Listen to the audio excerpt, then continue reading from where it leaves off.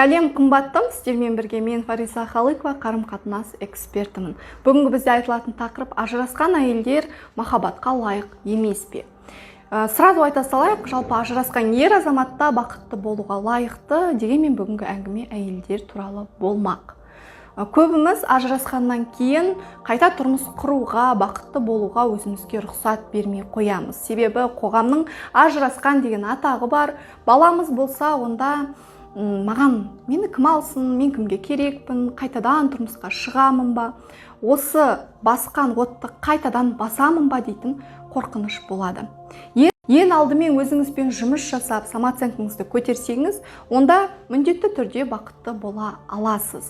Әрине, бақытты ер азаматтан іздеудің қажеті жоқ. Алдымен өзіңізді махаббатқа толтырыңыз, жұмыс жасаңыз, кейін ажыраспайтындай дұрыс отбасы құраласыз және де қателеспейсіз.